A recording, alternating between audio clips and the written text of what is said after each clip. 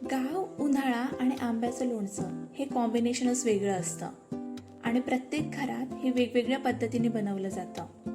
आज मी तुमच्यासोबत आमच्या घरातील आंब्याच्या लोणच्याची रेसिपी शेअर करते. सुरुवातीला आंबे स्वच्छ पाण्याने धुवून घ्या. इथे मी 1 किलो आंबे घेतले आहेत. आंब्यांच्या देठाला डिंक असतो, तो आपल्याला नीट धुवून घ्यायचा आहे. इथे मी 2-3 वेळा पाणी बदलून आंबे नीट धुवून घेतले आहेत. यानंतर एका स्वच्छ कॉटनच्या कापडाने आंबे व्यवस्थित पुसून घ्या आणि पूर्णपणे कोरडे करा. लक्षात ठेवा, आंब्यावर अजिबात पाणी राहायला नको, कारण पाणी राहिलं तर लोणचं खराब होऊ शकतं.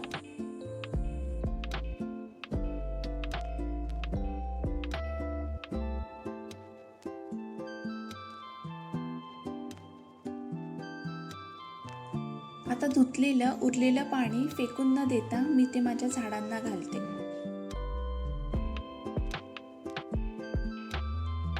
आता आंबे कापून घ्यायचे आहेत. सर्वात आधी देठाकडचा भाग कापून घ्या.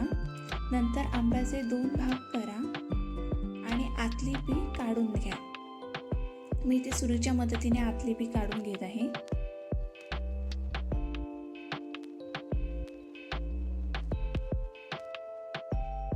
यानंतर तुमच्या आवडीनुसार आंब्याचे तुकडे करून घ्या. मी इथे मीडियम आकाराचे तुकडे करत आहे, कारण अशा साईजमध्ये लोणचं खूप छान मुरतं आणि खायला छान लागतं. काही आंब्यांची बी खूप कडक झालेली असते आणि म्हणून ती सरळ कापता येत नाही. अशा वेळी आंबे थोडे वेगळ्या पद्धतीने कापून घ्या, जसं मी इथे दाखवत आहे. म्हणजे कापायला सोपं जाईल आणि तुकडेही नीट तयार होतील.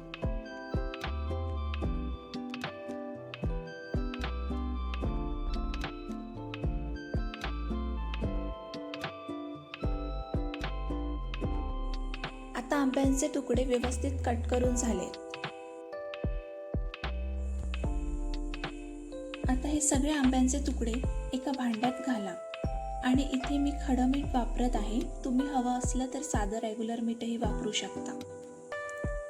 आता हे सगळं छानपैकी मिक्स करून घ्या.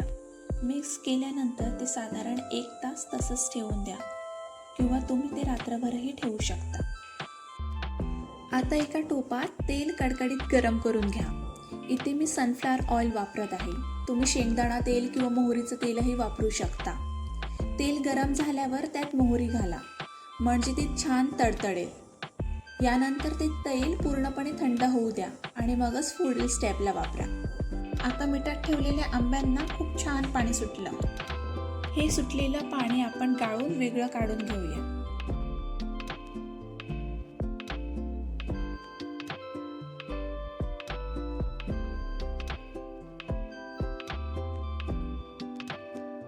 आता मी इथे रेडीमेड सुहाना पिकल मसाला वापरत आहे. यामुळे लोणच्याला खूप छान चव आणि रंग येतो. तुम्हीही तुमच्या आवडीनुसार कोणत्याही ब्रँडचा मसाला वापरू शकता. यामध्ये आता मी हिंग घालत आहे आणि त्यानंतर सगळं मिश्रण छान एकजीव करून घेऊया.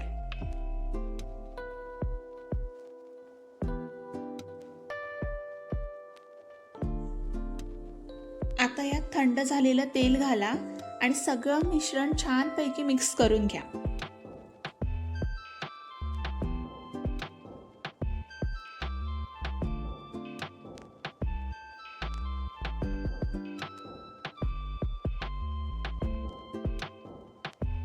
आता तयार झालेलं लोणचं स्वच्छ आणि कोरड्या बरणीत भरून ठेवा आणि काही दिवस मुरू द्या.